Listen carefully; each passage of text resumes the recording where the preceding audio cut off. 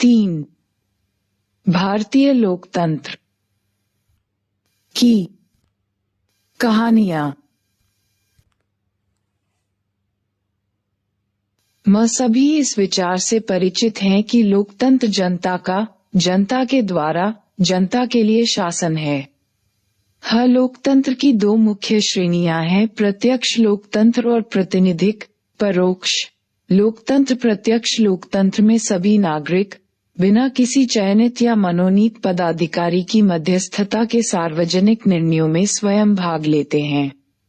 लेकिन ये पद्धति केवल वहीं व्यवहारिक है जहां लोगों की संख्या सीमित हो, उदाहरणार्थ एक सामुदायिक संगठन या आदिवासी परिषद या फिर किसी श्रमिक संघ की स्थानीय इकाई, जहां सभी सदस्य एक कक्ष में एकत्र होकर विभिन्न मुद्दों पर परिचर्चा कर सकें और सर्वसम्मति या बहुमत से निर्णय ले सकें। विशाल और जटिल आधुनिक समाज में प्रत्यक्ष लोकतंत्र की संभावनाएं बहुत कम हैं। आजकल हर जगह सामान्यतः प्रातिनिधिक लोकतंत्र ही पाया जाता है, चाहे वह 50,000 की जनसंख्या वाला एक कस्बा हो या फिर 10 करोड़ की जनसंख्या वाले राष्ट्र। इसमें सार्वजनिक हित की दृष्टि से राजनीतिक निर्णय लेने, कानून बनाने और कार्यक्रमों को लागू करने के लिए नागरिक स्वयं अधिकारियों को चुनते हैं। हमारे देश में प्रातिनिधिक लोकतंत्र है। प्रत्येक नागरिक को अपने प्रतिनिधि के पक्ष में मत देने का अधिकार है। लोग पंचायत, नगर निगम बोर्ड, विधानसभाओं, संसद आदि सभी स्तरों पर अपना प्रतिनिधि चुनते हैं। अब ये धारणा बलवती होती जा रही है कि लोकतंत्र में जनता की नियमित भागीदारी होनी चाहिए, लेकिन इसका मतलब केवल हर 5 साल में मतदान करना भर नहीं है। इस तरह सहभागी लोकतंत्र और विकेंद्रीकृत प्रशासन, दोनों ही धारणाएं अत्यंत लोकप्रिय हैं। सहभागी लोकतंत्र एक ऐसी व्यवस्था है जिसमें महत्वपूर्ण निर्णय लेने के लिए किसी समूह या समुदाय के सभी सदस्य एक साथ भाग लेते हैं। इस अध्याय में विकेंद्रीकृत और जमीनी लोकतंत्र के एक उदाहरण के रूप में पंचायती राज व्यवस्था, जो कि विकेंद्रीकरण की तरफ एक महत्वपूर्ण कदम है, की व्याख्या की जाएगी। भारत के उपनिवेश विरोधी लंबे संघर्ष की परंपरा से ऐसी प्रणालियां व मूल्य विकसित हुए। इन दोनों से भारतीय लोकतंत्र की नींव पड़ी। देश में इतनी विविधता और असमानता के होते हुए स्वतंत्रता के बाद के 75 वर्षों में भारतीय लोकतंत्र ने जो सफलता प्राप्त की है, वह अत्यंत महत्वपूर्ण उपलब्धि है। इस अध्याय में भारत के समृद्ध व जटिल अतीत और वर्तमान का विस्तृत विवरण प्रस्तुत करना संभव नहीं है। अतः इस अध्याय में हम भारत में लोकतंत्र के विकास के विषय में संक्षिप्त दृष्टिकोण एवं सामग्री उपलब्ध कराने का प्रयास करेंगे। आइए सबसे पहले हम भारतीय लोकतंत्र के मूल आधार भारतीय संविधान को देखें। हम इसके केंद्रीय मूल्यों व मान्यताओं पर दृष्टि केंद्रित करेंगे, संविधान निर्माण के विषय में संक्षिप्त चर्चा करेंगे और साथ ही संविधान निर्माण के समय होने वाले विवादों से संबंधित विभिन्न दृष्टिकोणों को देखेंगे। दूसरा, हम लोकतंत्र की जमीनी प्रकार्यात्मकता के स्तर पर दृष्टिपात करेंगे, विशेष रूप से पंचायती राज व्यवस्था पर। इन दोनों ही विषयों के प्रतिपादन में आप पाएंगे कि लोगों के विभिन्न समूह हितों की प्रतिस्पर्धा में प्रतिनिधित्व कर रहे हैं, और ऐसा प्रायः विभिन्न राजनीतिक दल भी कर रहे हैं। एक प्रकार्यात्मक लोकतंत्र का यह एक अनिवार्य अंग है। इस अध्याय के तीसरे भाग में ये स्पष्ट करने का प्रयास किया गया है कि हितों की प्रतिस्पर्धा में हित समूह किस प्रकार कार्य करते हैं, हित समूह और राजनीतिक दल से क्या आशय है, और भारत जैसे लोकतांत्रिक देश में इनकी क्या भूमिका है। 3.1 भारतीय संविधान। भारतीय लोकतंत्र के केंद्रीय मूल्य। आधुनिक भारत की अन्य विभिन्न विशेषताओं की तरह ही हमें आधुनिक भारतीय लोकतंत्र की कहानी का प्रारंभ भी औपनिवेशिक काल से ही करना चाहिए। आपने अभी ऐसे बहुत से संरचनात्मक और सांस्कृतिक परिवर्तनों के विषय में पढ़ा है जिन्हें ब्रिटिश उपनिवेशवाद ने जानबूझकर उत्पन्न किया था। इनमें से कुछ अनैच्छिक रूप से हो गए। ऐसे परिवर्तनों को लाने की अंग्रेजों की कोई इच्छा नहीं थी। उदाहरणार्थ, उन्होंने यहाँ पाश्चात्य शिक्षा का प्रचार प्रसार इसलिए किया ताकि वे पाश्चात्य शिक्षा प्राप्त भारतीयों का एक मध्य वर्ग बना सकें और उनकी सहायता से यहाँ औपनिवेशिक उपनिवेशी शासन को निरंतर चलाते रहे। इससे यहाँ पाश्चात्य शिक्षा प्राप्त भारतीयों का एक वर्ग बन गया, किंतु इस वर्ग ने ब्रिटिश शासन में सहयोग देने की अपेक्षा लोकतंत्र, सामाजिक न्याय और राष्ट्रवाद जैसे पाश्चात्य उदार विचारों का प्रयोग औपनिवेशिक शासन को चुनौती देने के लिए किया। किंतु इसका आशय ये कदापि नहीं है कि लोकतांत्रिक मूल्य और लोकतांत्रिक संस्थाएं विशुद्ध रूप से पश्चिम की ही देन हैं। देश के एक कोने से लेकर दूसरे कोने तक फैले हुए हमारे प्राचीन महाकाव्य, कृतियां व विविध लोक कथाएं संवादों, परिचर्चाओं और अंतर्विरोधी स्थितियों से भरी पड़ी हैं। किसी पहेली, लोकगीत, लोककथा या किसी महाकाव्य की कहानी के विषय में विचार कीजिए जो इन विभिन्न दृष्टिबिंदुओं को स्पष्ट करती हो। हम महाकाव्य, महाभारत से एक उदाहरण लेते हैं। जैसा कि हमने अध्याय 1 और 2 में देखा कि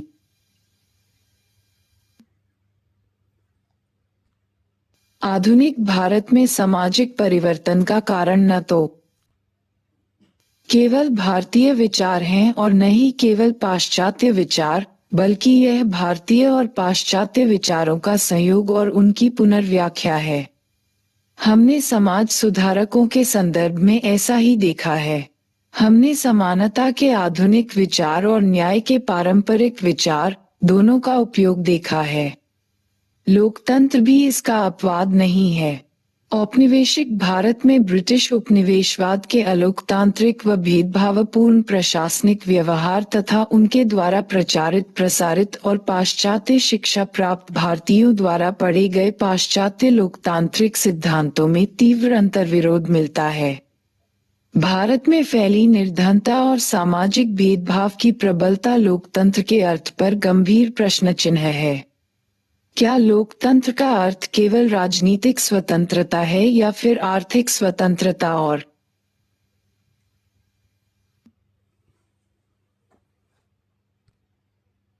सामाजिक न्याय भी? क्या जाति, संप्रदाय, नस्ल, लिंग आदि के बावजूद सबके लिए समान अधिकार के बारे में भी लोकतंत्र सार्थक है? और यदि ऐसा है तो फिर ऐसे असमान समाज में वास्तविक समानता का अनुभव कैसे किया जा सकता है? आज समाज नए रूप में स्थापित होने की ओर अग्रसर है, जैसा कि फ्रांसीसी क्रांति ने 3 शब्दों बंधुता, स्वतंत्रता और समानता जैसे शब्दों में अभिव्यक्त किया था। इसी नारे के कारण फ्रांसीसी क्रांति का स्वागत किया गया था, लेकिन ये समानता लाने में असफल रहा। हमने रूसी क्रांति का स्वागत किया क्योंकि इसका उद्देश्य भी समानता लाना ही था। किंतु इस बात पर बहुत बल देने की आवश्यकता नहीं है कि समानता उत्पन्न करने के लिए समाज और बंधुता अथवा स्वतंत्रता का बलिदान कर दें। बंधुता और स्वतंत्रता समानता के अभाव में मूल्यहीन है। इसका तात्पर्य यह है कि इन तीनों का सहअस्तित्व तभी संभव है जब बुद्ध के मार्ग का अनुसरण किया जाए। अंबेडकर 1992। बॉक्स 3.2 के लिए अभ्यास। उपर्युक्त गद्यांश को पढ़िए और परिचर्चा करिए कि परंपरागत लोकतंत्र के विरुद्ध प्रश्न उठाने और लोकतंत्र के नए आदर्शों का निर्माण करने में विभिन्न पाश्चात्य और भारतीय बौद्धिक विचारों का किस प्रकार प्रयोग किया जाता था। क्या आप अन्य सुधारकों और राष्ट्रवादियों के बारे में विचार कर सकते हैं जो इस प्रकार का प्रयास कर रहे थे? भारत की स्वतंत्रता से बहुत पहले इनमें से अधिकांश मुद्दों पर विचार किया जा चुका था। जब भारत ब्रिटिश उपनिवेशवाद के विरुद्ध स्वतंत्रता की लड़ाई लड़ रहा था, उस समय एक दृष्टिकोण उत्पन्न हो चुका था कि भारतीय लोकतंत्र कैसा होना चाहिए।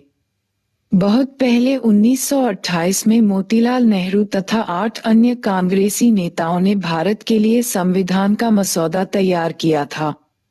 भारतीय राष्ट्रीय कांग्रेस के 1931 के कराची अधिवेशन के प्रस्ताव में विचार किया गया था कि स्वतंत्र भारत का संविधान कैसा होना चाहिए।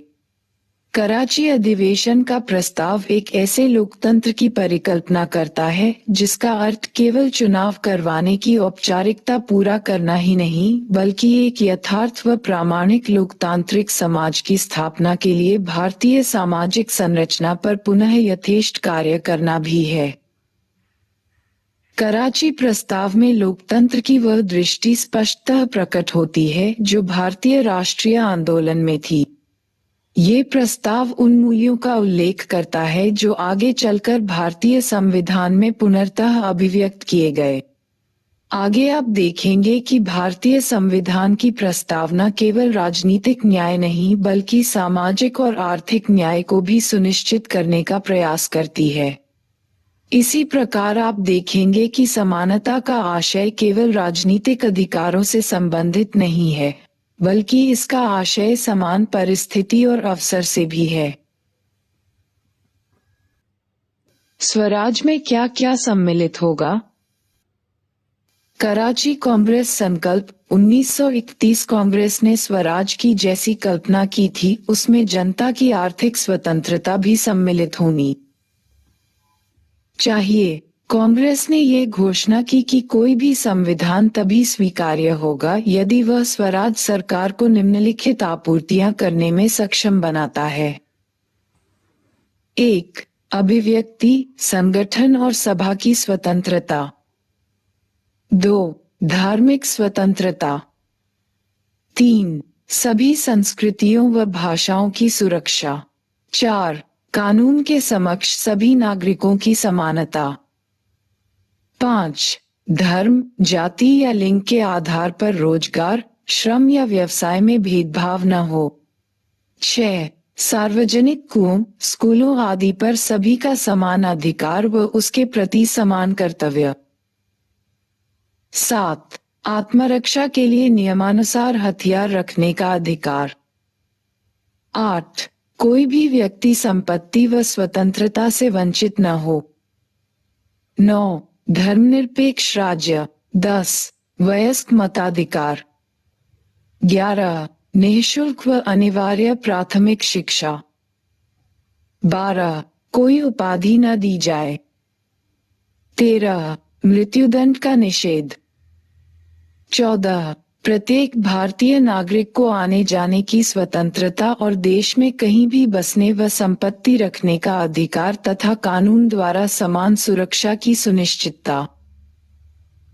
15. कारखाना मजदूरों के लिए अच्छे जीवन स्तर की व्यवस्था, मालिकों व श्रमिकों के विवादों को हल करने के लिए उचित प्रणाली तथा वृद्धावस्था व बीमारी आदि से रक्षा। 16. सभी श्रमिकों की कृषि दास्ता की दशाओं से मुक्ति। 17. महिला कर्मचारियों की विशेष सुरक्षा। 18. बच्चे खानों और कारखानों में काम न करें। 19. कृषकों व श्रमिकों को संगठन बनाने का अधिकार। 20. भूराजस्व, अवधि व कर प्रणाली में सुधार, अनुत्पादित भूमि के राजस्व व कर में छूट तथा छोटे भूस्वामियों के कर में कमी। 21. उत्तराधिकार कर का क्रमबद्ध पैमाने पर होना। 22. सैन्य व्यय में न्यूनतम आधी कटौती। 23. राज्य कर्मचारियों को 500 रु मासिक से अधिक वेतन न दिया जाए। 24. नमक कर समाप्त किया जाए। 25. विदेशी वस्त्रों के समक्ष स्वदेशी वस्त्रों को प्राथमिकता व सुरक्षा। 26. नशीले पेय पदार्थों पर प्रतिबंध। 27. मुद्रा व विनिमय राष्ट्रीय हित में हो। 28. मूल उद्योगों, सेवाओं, रेल आदि का राष्ट्रीयकरण। 29. कृषि ऋणग्रस्तता से राहत व सूदखोरी पर नियंत्रण। 30. नागरिकों के लिए सैन्य प्रशिक्षण। सदस्यता के आवेदन पत्रों पर मुद्रित करने के लिए कराची प्रस्ताव को इस रूप में संक्षिप्त किया गया था।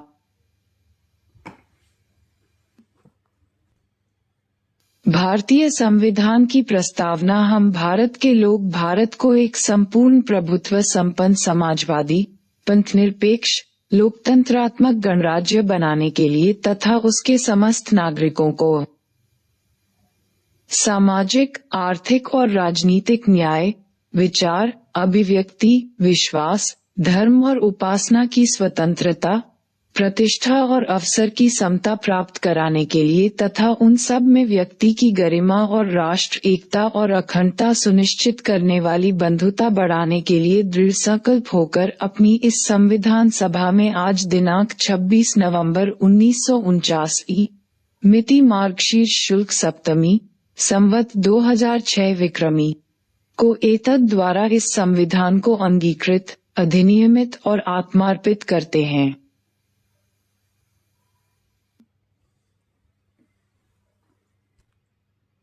लोकतंत्र कई स्तरों पर कार्य करता है। इस अध्याय का प्रारंभ हम भारतीय संविधान के दृष्टिकोण से करेंगे, जो भारतीय लोकतंत्र का मूलाधार है। संविधान सभा के मुक्त विचार विमर्श और उसके मत से संविधान उत्पन्न हुआ। अतः इसका दृष्टिकोण और इसकी वैचारिक अंतर्वस्तु इसके निर्माण की प्रक्रिया पूर्णतः लोकतांत्रिक है। इस अध्याय का अगला भाग संविधान सभा के वाद विवाद पर आधारित है। संविधान सभा का वाद विवाद, एक इतिहास।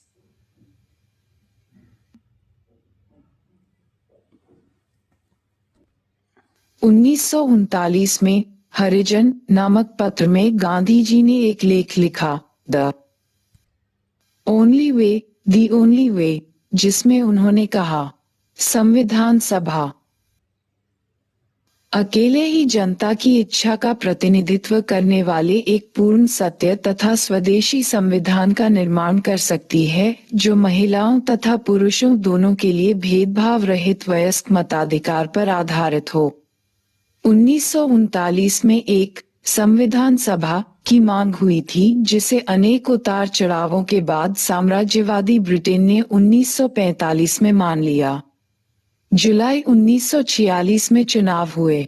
अगस्त 1946 में भारतीय राष्ट्रीय कांग्रेस की विशेषज्ञ सभा ने संविधान सभा में एक प्रस्ताव प्रस्तुत किया, जिसमें ये घोषणा की गई थी कि भारत एक गणतंत्र होगा जहां सभी के लिए सामाजिक, आर्थिक और राजनीतिक न्याय सुनिश्चित होगा। सामाजिक न्याय के प्रश्न पर एक जोरदार बहस चली कि जो सरकारी प्रकार निर्धारित होंगे उन्हें राज्य अनिवार्य रूप से लागू करेगा।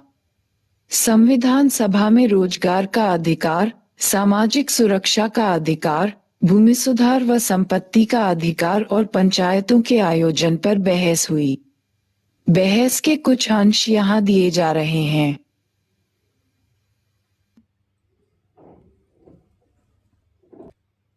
बहस के कुछ अंश। बॉक्स 3.5 ग्रेटर दैन केटी शाह ने कहा कि लाभदायक रोजगार को श्रेणीगत बाध्यता के द्वारा वास्तविक बनाया जाना चाहिए और राज्य की यह जिम्मेदारी हो कि वह सभी समर्थ व योग्य नागरिकों को लाभदायक रोजगार उपलब्ध कराए। ग्रेटर दैन बी दास ने सरकार के कार्यों को अधिकार क्षेत्र व अधिकार क्षेत्र से बाहर की श्रेणियों में वर्गीकृत करने का विरोध किया। मैं समझता हूं कि भुखमरी को समाप्त करना, सभी नागरिकों को सामाजिक न्याय देना और सामाजिक सुरक्षा सुनिश्चित करना सरकार का प्राथमिक कर्तव्य है। लाखों लोगों की सभा वह मार्ग नहीं ढूंढ पाई कि संघ का संविधान उनकी भूख से मुक्ति सुनिश्चित करेगा, सामाजिक न्याय, न्यूनतम मानक जीवन स्तर और न्यूनतम जन स्वास्थ्य सुनिश्चित करेगा। उद्धरण चिन्ह। ग्रेटर दैन अंबेडकर का उत्तर इस प्रकार था, संविधान का जो प्रारूप बनाया गया है वह देश के शासन के लिए केवल एक प्रणाली उपलब्ध कराएगा। इसकी यह योजना बिल्कुल नहीं है कि कोई विशेष दल सत्ता में लाया जाए, जैसा कि कुछ देशों में हुआ है। अगर व्यवस्था लोकतंत्र को संतुष्ट करने की परीक्षा में खरी उतरती है, तो ये जनता द्वारा निश्चित किया जाएगा कि कौन सत्ता में होना चाहिए। लेकिन जिसके हाथ में सत्ता है वह मनमानी करने के लिए स्वतंत्र नहीं है। उसे निदेशक सिद्धांत कहे जाने वाले अनुदेशों का सम्मान करना पड़ेगा, जिन्हें वह अनदेखा नहीं कर सकता। हाँ, इनके उल्लंघन के लिए वह न्यायालय में उत्तरदायी नहीं होगा, लेकिन चुनाव के समय निर्वाचकों के सामने उसे इन बातों का उत्तर देना होगा। निदेशक सिद्धांत जिन महान मूल्यों से संपन्न हैं उन्हें तभी अनुभव किया जा सकता है जब सत्ता पाने के लिए सही योजना का क्रियान्वयन किया जाए। उद्धरण चिन्ह। ग्रेटर देन भूमि सुधार के विषय में नेहरू ने कहा कि सामाजिक शक्ति इस तरह की है कि कानून इस संदर्भ में कुछ नहीं कर सकता जो इन दोनों की गतिशीलता का एक रोचक प्रतिबिंब है। अगर कानून और संसद स्वयं को बदलते परिदृश्य के अनुकूल नहीं करते तो ये स्थितियों पर नियंत्रण नहीं कर पाएंगे। उद्धरण चिन्ह। ग्रेटर देन संविधान सभा की बहस के समय आदिवासी हितों की रक्षा के मामले में जयपाल सिंह जैसे नेता नेहरू के निम्नलिखित शब्दों द्वारा आश्वस्त किए गए। यथासंभव उनकी सहायता करना हमारी अभिलाषा और निश्चित इच्छा है। यथासंभव उन्हें कुशलतापूर्वक उनके लोभी पड़ोसियों से बचाया जाएगा और उन्हें उन्नत किया जाएगा। उद्धरण चिन्ह। ग्रेटर देन संविधान सभा ने ऐसे अधिकारों को जिन्हें न्यायालय लागू नहीं करवा सकता, राज्य के नीति निर्देशक सिद्धांतों के शीर्षक के रूप में स्वीकार किया तथा इनमें सर्व स्वीकृति से कुछ अतिरिक्त सिद्धांत जोड़े गए। इनमें के संथानम का वह खंड भी सम्मिलित है जिसके अनुसार राज्य को ग्राम पंचायतों की स्थापना करनी चाहिए तथा स्थानीय स्वशासन के लिए उन्हें अधिकार व शक्ति भी देनी चाहिए। Greater than T. Ramalingam Chettiar ने ग्रामीण क्षेत्रों में सहकारी कुटीर उद्योगों के विकास से संबंधित खंड जोड़ा। अनुभवी व वरिष्ठ सांसद ठाकुरदास भार्गव ने ये खंड जोड़ा कि राज्य को कृषि व पशुपालन को आधुनिक प्रणाली से व्यवस्थित करना चाहिए। बॉक्स 3.5 के लिए अभ्यास। संविधान सभा की बहस के उपर्युक्त अंशों को ध्यानपूर्वक पढ़िए। चर्चा कीजिए कि किस प्रकार विभिन्न उद्देश्यों पर बहस हुई। आज ये मुद्दे कितने प्रासंगिक हैं? हित प्रतिस्पर्धी संविधान और सामाजिक परिवर्तन। भारत बहुत से स्तरों पर विद्यमान है। अलग अलग महत्वपूर्ण आदिवासी संस्कृतियों के साथ साथ अनेक धर्मों व संस्कृतियों से निर्मित यहाँ की जनसंख्या भारत की बहुलता का एक आयाम है। बहुत से विभाजन भारतीयों को वर्गीकृत करते हैं। संस्कृति, धर्म तथा जाति के विविध प्रभाव ग्रामीण नगरीय, धनी निर्धन और साक्षर निरक्षर विभाजन पर आधारित है। ग्रामीण निर्धनों के बीच कई ऐसे समूह व उपसमूह हैं जो बड़ी गहराई से जाति व निर्धनता के आधार पर स्तरीकृत किए गए हैं। नगरों के कामगार वर्ग की कई विस्तृत श्रेणियां हैं। यही नहीं, सुव्यवस्थित घरेलू उद्यमी वर्ग, व्यावसायिक एवं वाणिज्यिक वर्ग भी है। नगरीय व्यावसायिक वर्ग बहुत मुखर भी है। भारतीय सामाजिक परिदृश्य और असंतोष व कोलाहल की स्थिति में हितों की प्रतिस्पर्धा राज्य के संसाधनों पर नियंत्रण के लिए है। संविधान में कुछ मूल उद्देश्य सम्मिलित किए गए हैं जो भारतीय राजनीतिक संसार में सामान्यतः न्यायोचित मानकर स्वीकृत कर लिए गए हैं। निर्धनों और हाशिए के लोगों को सक्षम बनाने में, निर्धनता उन्मूलन में, जातिवाद समाप्त करने तथा सभी समूहों के प्रति समानता का व्यवहार करने के लिए ये कुछ सकारात्मक चरण हैं। हितों की प्रतिस्पर्धा हमेशा किसी स्पष्ट वर्ग विभाजन को ही प्रतिबिंबित नहीं करती। किसी कारखाने को बंद करवाने का कारण ये होता है कि उससे निकलने वाला विषैला कचरा आसपास के लोगों के स्वास्थ्य के लिए हानिकारक होता है। यहाँ लोगों के जीवन का प्रश्न है, जिनकी सुरक्षा संविधान भी सुनिश्चित करता है। अगले पृष्ठ पर यह प्रदर्शित किया गया है कि बहुत सी चीजों की समाप्ति के कारण लोग बेरोजगार हो जाएंगे। जीवन यापन का साधन भी एक ऐसा मुद्दा है जिसकी सुरक्षा संविधान सुनिश्चित करता है। यह अत्यंत रोचक है कि संविधान निर्माण के समय हमारी संविधान सभा इस जटिलता और बहुलता से परिचित थी, लेकिन सामाजिक न्याय की सुनिश्चितता की उसने गारंटी दी। संवैधानिक मानदंड और सामाजिक न्याय सशक्तता की व्याख्या। ये जान लेना आवश्यक है कि कानून और न्याय में अंतर है। कानून का सार इसकी शक्ति है। कानून इसलिए कानून है क्योंकि इससे बल प्रयोग अथवा अनुपालन के संचरण के माध्यमों का प्रयोग होता है। इसके पीछे राज्य की शक्ति निहित होती है। न्याय का सार निष्पक्षता है। कानून की कोई भी प्रणाली अधिकारियों के संस्तरण के माध्यम से ही कार्यरत होती है। ऐसे प्रमुख मानदंड जिनसे नियम और अधिकारी संचालित होते हैं संविधान कहलाता है। यह एक ऐसा दस्तावेज है जिससे किसी राष्ट्र के सिद्धांतों का निर्माण होता है। भारतीय संविधान भारत का मूल मानदंड है। अन्य सभी कानून संविधान द्वारा नियत कार्य प्रणाली के अंतर्गत बनते हैं। ये कानून संविधान द्वारा निश्चित अधिकारियों द्वारा बनाए व लागू किए जाते हैं।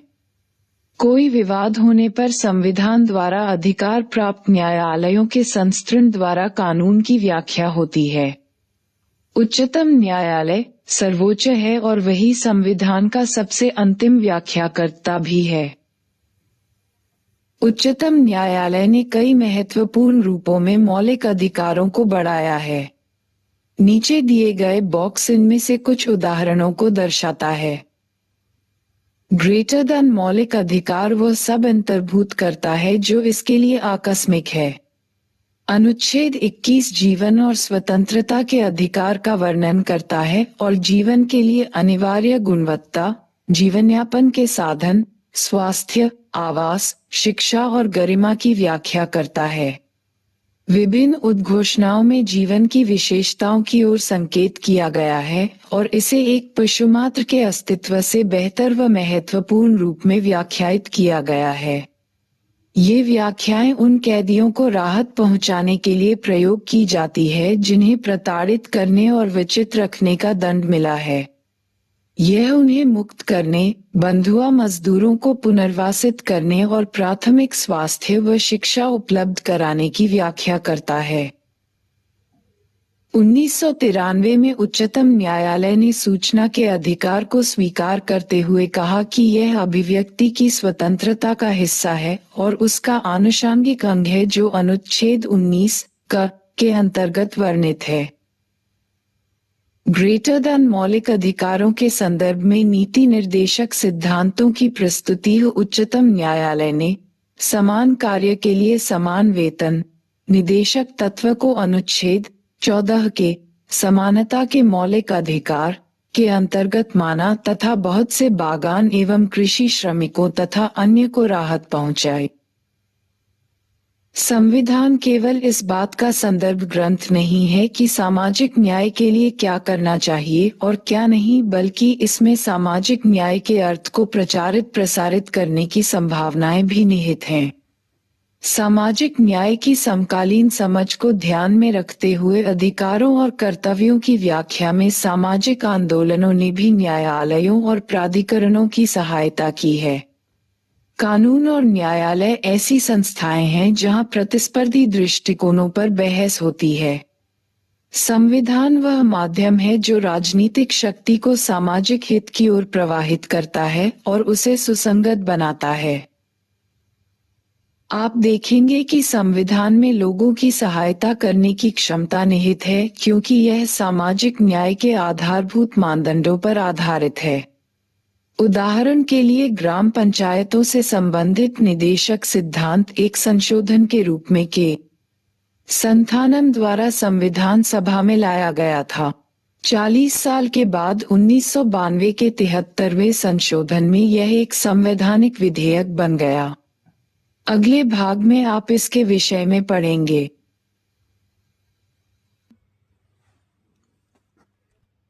पंचायती राज और ग्रामीण सामाजिक रूपांतरण की चुनौतियां। पंचायती राज के आदर्श। पंचायती राज का शाब्दिक अनुवाद होता है 5 व्यक्तियों द्वारा शासन। इसका अर्थ गांव एवं अन्य जमीनी स्तर पर लचीले लोकतंत्र की क्रियाशीलता से है। मूल स्तर से लोकतंत्र का विचार हमारे देश में विदेश से आयातित नहीं है, लेकिन ऐसा समाज जहां असमानताएं अत्यंत तीव्र हैं, लोकतांत्रिक भागीदारी को लिंग, जाति और वर्ग के आधार पर बाधित किया जाता है। जैसा कि आप इस अध्याय में समाचार पत्रों की रिपोर्टों में आगे देखेंगे कि ऐसे गांवों में पारंपरिक रूप से जातीय पंचायतें रही हैं, लेकिन ये हमेशा प्रभुत्वशाली समूहों का ही प्रतिनिधित्व करती रही हैं। इनका दृष्टिकोण प्रायः रूढ़िवादी रहा है और ये लगातार लोकतांत्रिक मानदंडों और लोकतांत्रिक प्रक्रिया के विपरीत निर्णय लेते रहे हैं।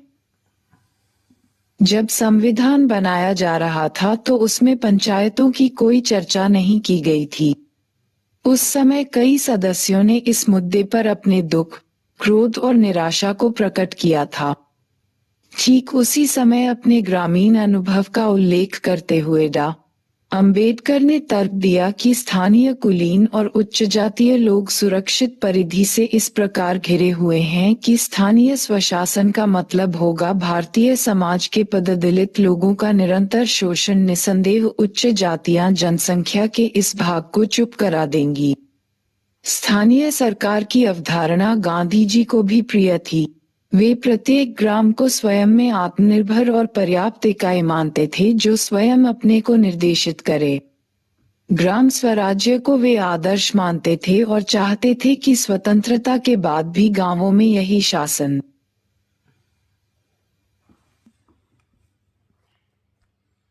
चलता रहे। पहली बार 1992 में 73वें संविधान संशोधन के रूप में मौलिक व प्रारंभिक स्तर पर लोकतंत्र और विकेंद्रीकृत शासन का परिचय मिलता है। इस अधिनियम ने पंचायती राज संस्थाओं को संवैधानिक प्रस्थिति प्रदान की। अब यह अनिवार्य हो गया है कि स्थानीय स्वशासन के सदस्य गांवों तथा नगरों में हर 5 साल में चुने जाएं। इससे भी महत्वपूर्ण यह है कि स्थानीय संसाधनों पर अब चुने हुए निकायों का नियंत्रण होता है।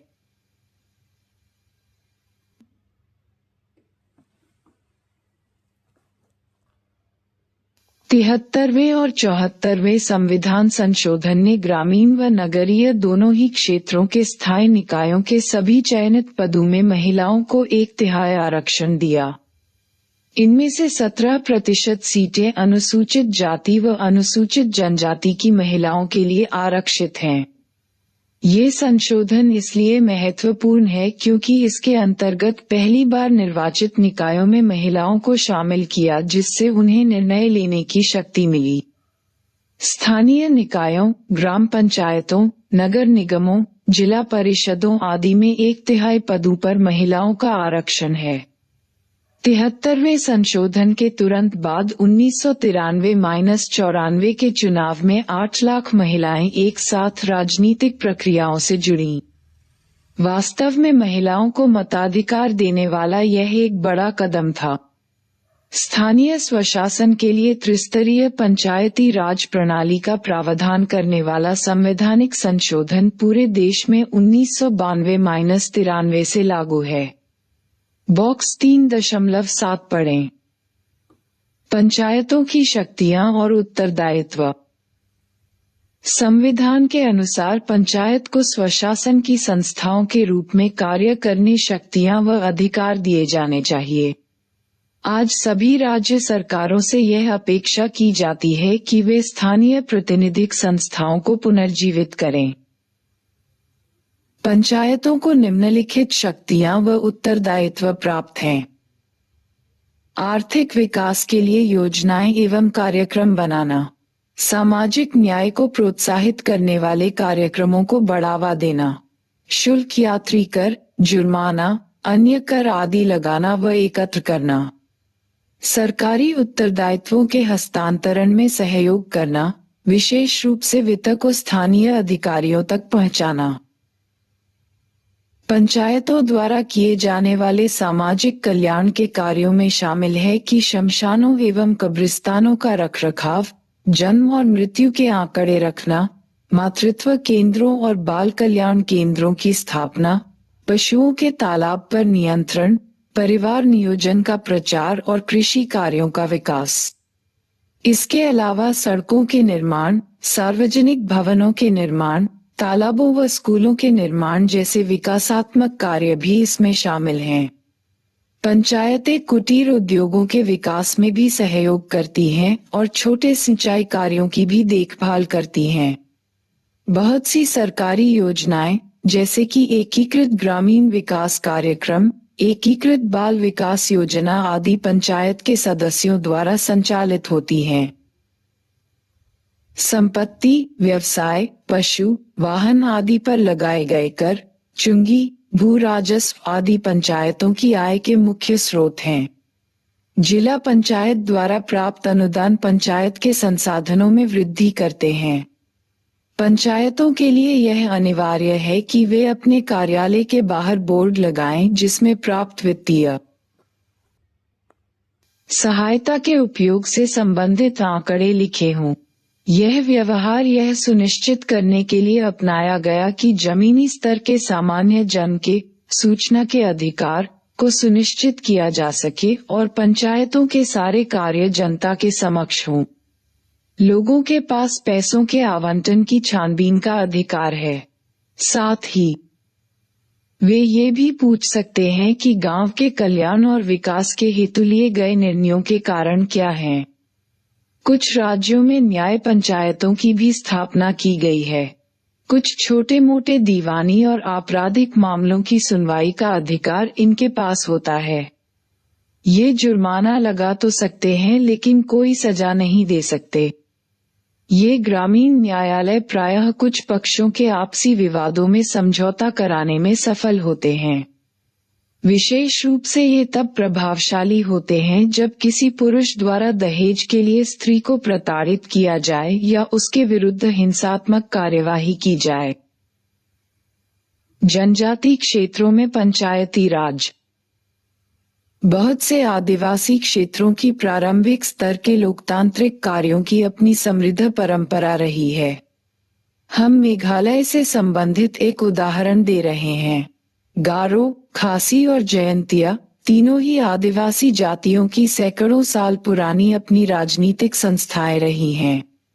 ये राजनीतिक संस्थाएं इतनी सुविकसित थीं कि ग्राम, वंश और राज्य के स्तर पर ये बड़ी कुशलता से कार्य करती थीं। उदाहरणार्थ, खासियों की पारंपरिक राजनीतिक प्रणाली में प्रत्येक वंश की अपनी परिषद होती थी जिसे दरबार कुर कहा जाता था और जो उस वंश के मुखिया के निर्देशन में कार्य करता था। यद्यपि मेघालय में जमीनी स्तर पर लोकतांत्रिक राजनीतिक संस्थाओं की परंपरा रही है, लेकिन आदिवासी क्षेत्रों का एक बड़ा खंड संविधान के 73वें संशोधन के प्रावधान से बाहर है।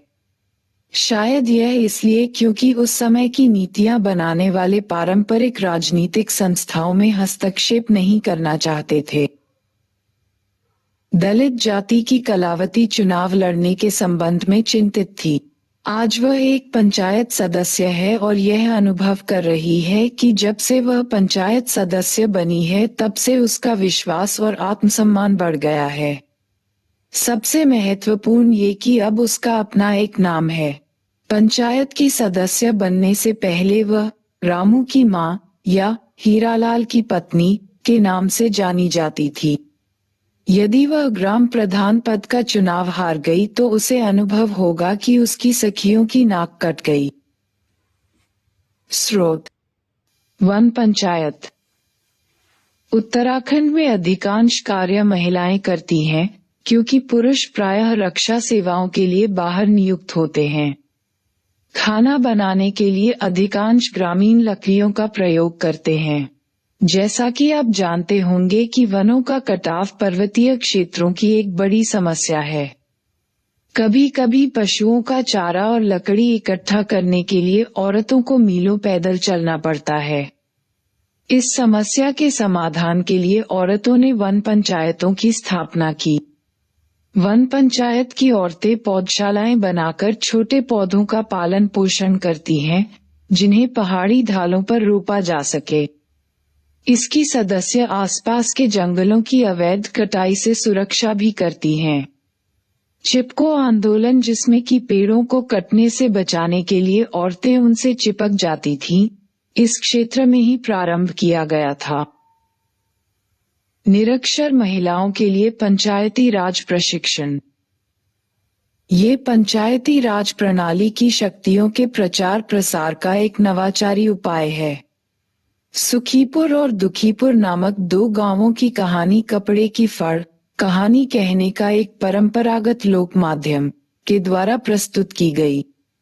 दुखीपुर गांव में एक भ्रष्ट प्रधान थी विमला। उसने गांव में स्कूल बनवाने के लिए पंचायत से धन लिया था, लेकिन उसका उपयोग उसने अपने परिवार का घर बनवाने के लिए किया।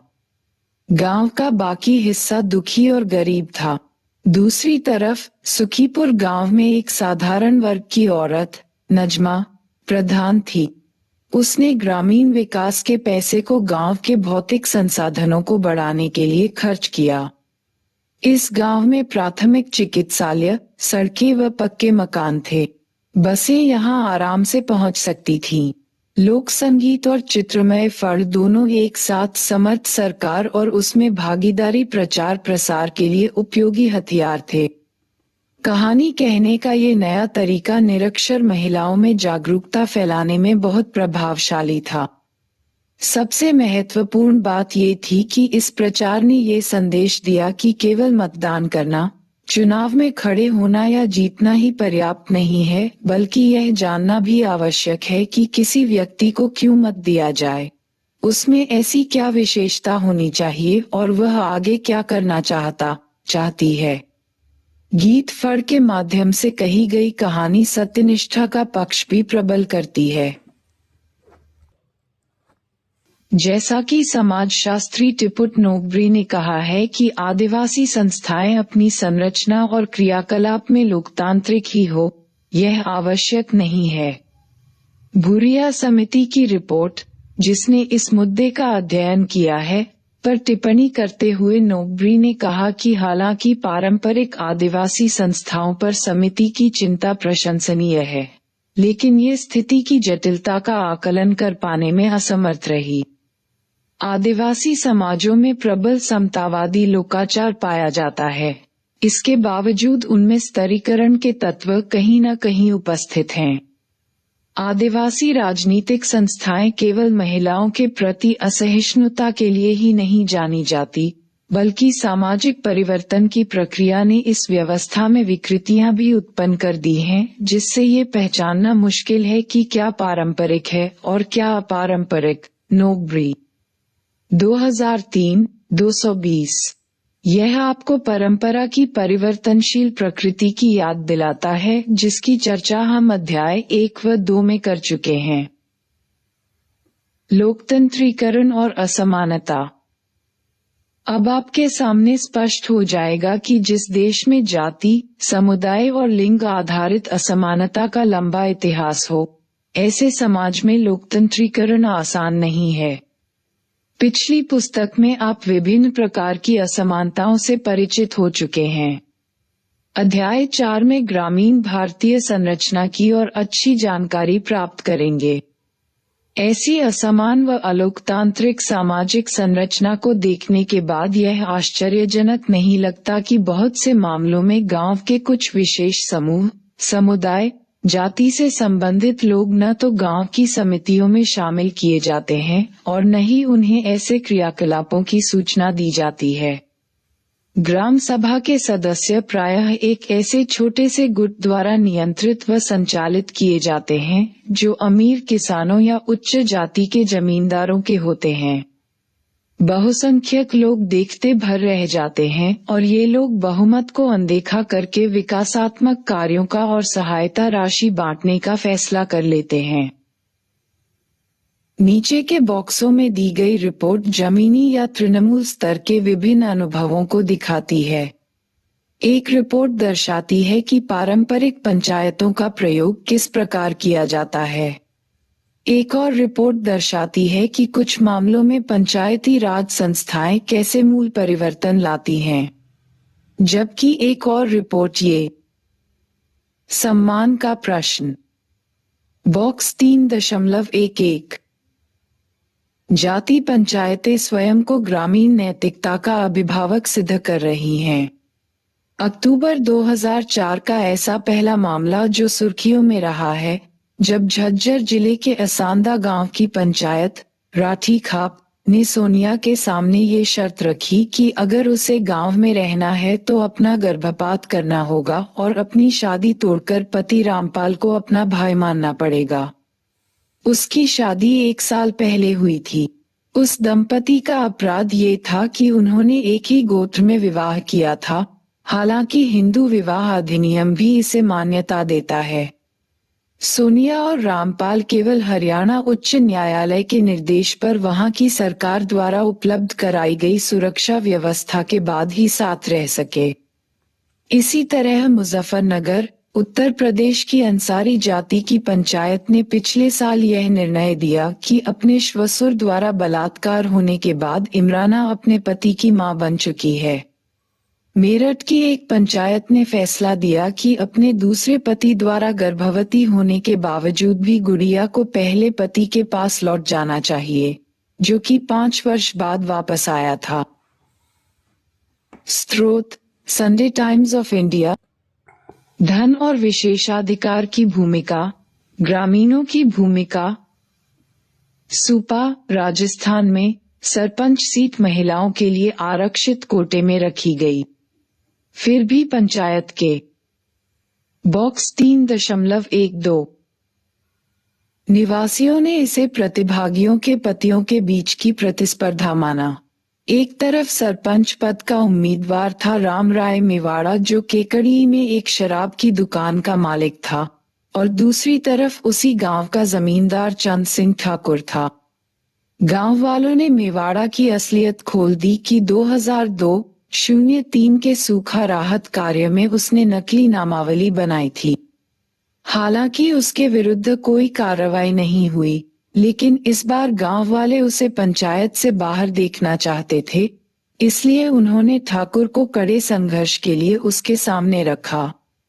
सूपा के निवासियों ने सर्वसम्मति से निर्णय लिया कि मेवाड़ा के विरुद्ध कड़े मुकाबले के लिए सबसे उपयुक्त व्यक्ति ठाकुर ही है।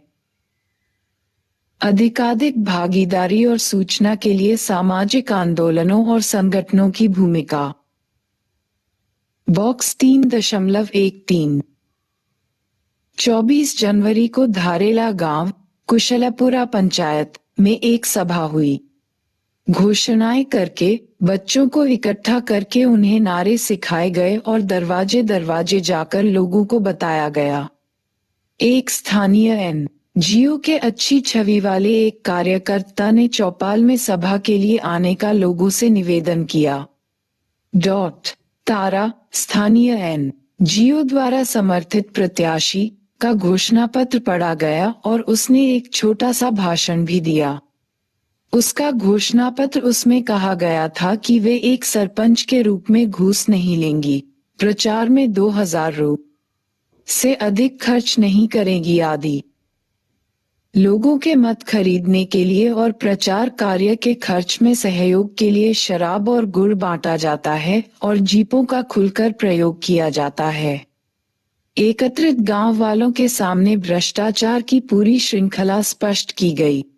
कम खर्च के चुनाव की सहभागिता को स्वीकार ही नहीं करते, बल्कि वे भ्रष्टाचार मुक्त पंचायतों की संभावना भी प्रबल करते हैं।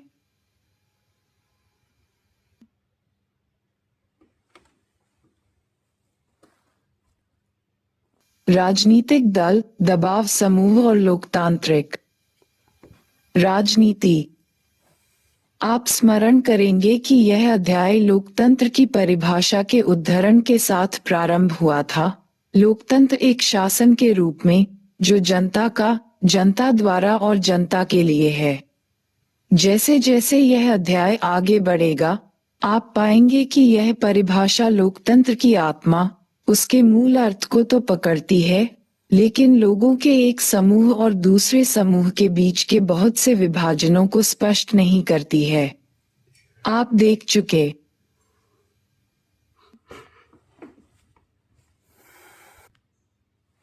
हैं कि किस प्रकार हित और चिंता अलग अलग हैं।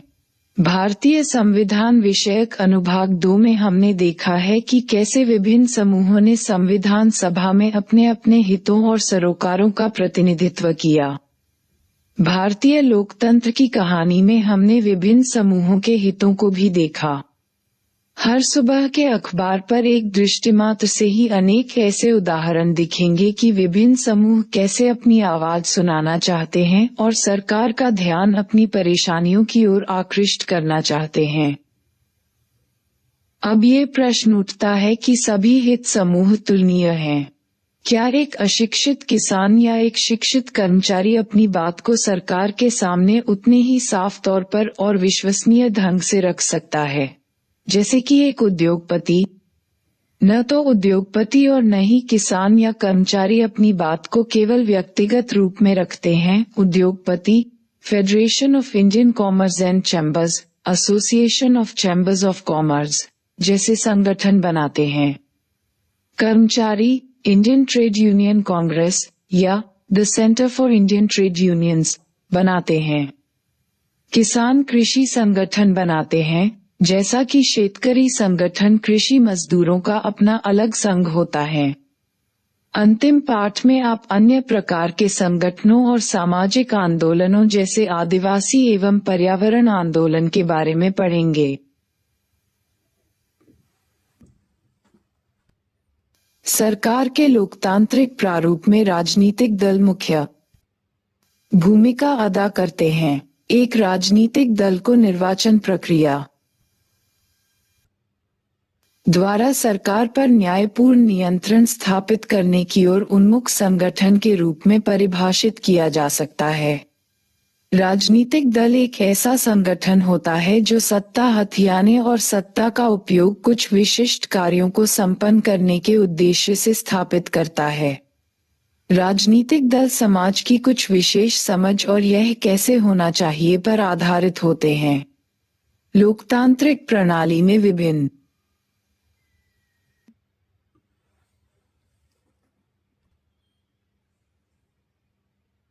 समूहों के हित राजनीतिक दलों द्वारा ही प्रतिनिधित्व प्राप्त करते हैं, जो उनके मुद्दों को उठाते हैं। विभिन्न हित समूह राजनीतिक दलों को प्रभावित करने के लिए कार्य करेंगे। जब किसी समूह को लगता है कि उसके हित की बात नहीं की जा रही है तो वह एक अलग दल बना लेता है, या फिर ये दबाव समूह बना लेते हैं जो सरकार से अपनी बात मनवाने की कोशिश करते हैं। हित समूह राजनीतिक क्षेत्र में कुछ निश्चित हितों को पूरा करने के लिए बनाए जाते हैं। ये प्राथमिक रूप से वैधानिक अंगों के सदस्यों का समर्थन प्राप्त करने के लिए बनाए जाते हैं। कुछ स्थितियों में राजनीतिक संगठन शासन सत्ता पाना तो चाहते हैं लेकिन वे इनकार कर देते हैं क्योंकि उन्हें कुछ मानक माध्यमों द्वारा ऐसा अवसर नहीं मिलता है।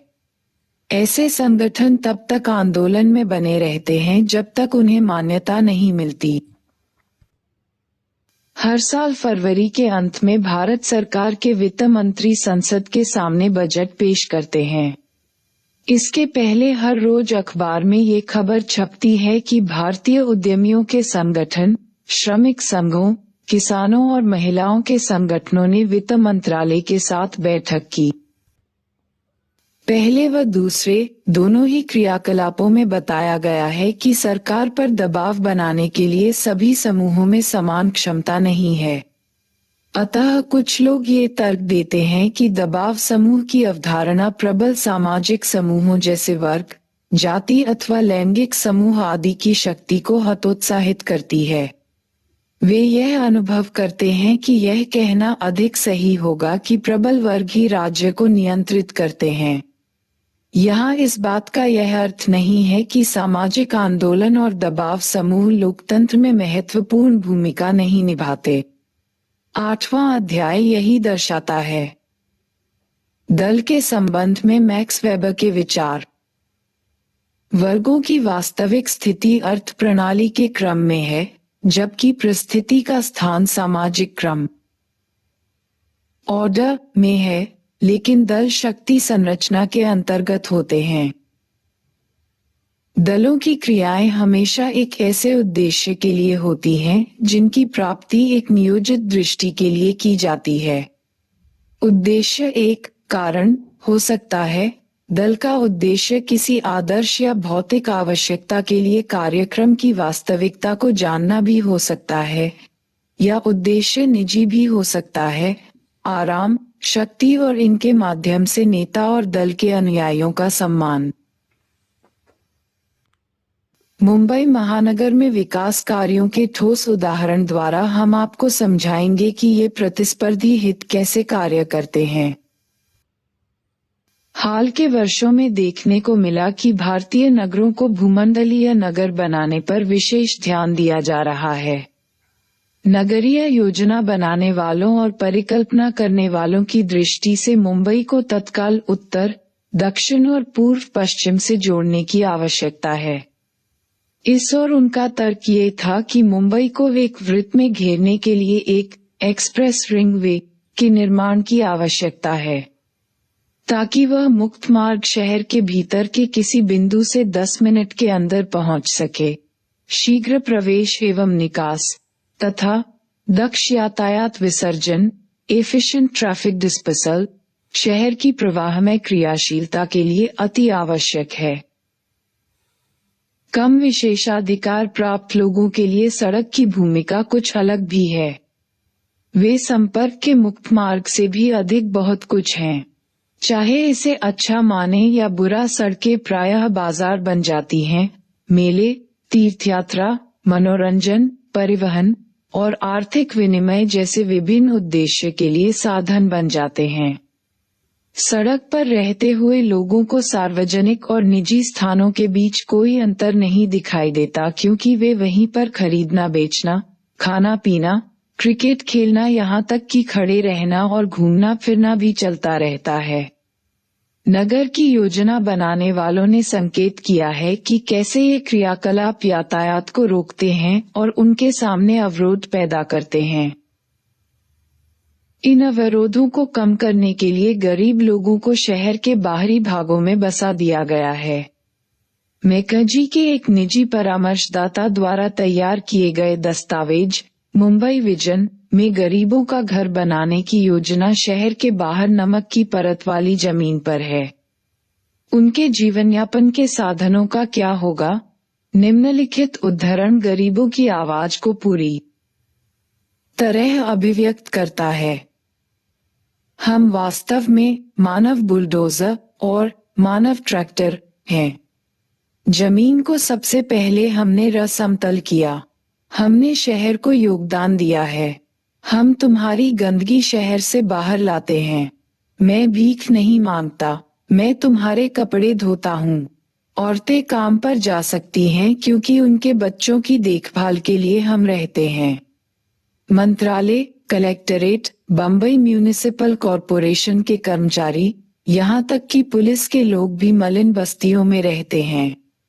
क्योंकि हम होते हैं तो औरतें रात में सुरक्षित घूम सकती हैं।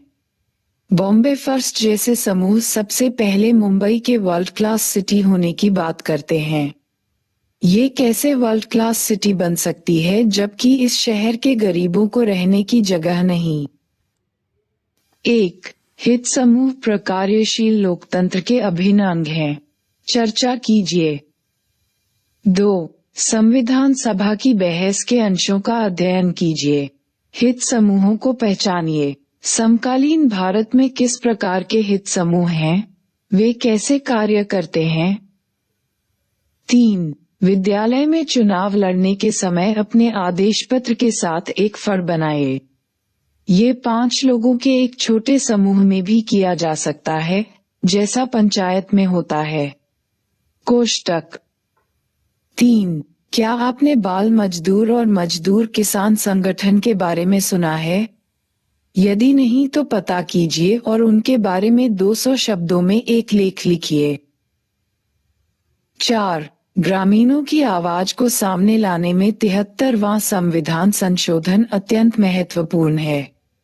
चर्चा कीजिए। 5. एक निबंध लिखकर उदाहरण देते हुए उन तरीकों को बताइए जिनसे भारतीय संविधान ने साधारण जनता के दैनिक जीवन में महत्वपूर्ण है और उनकी समस्याओं का अनुभव किया है।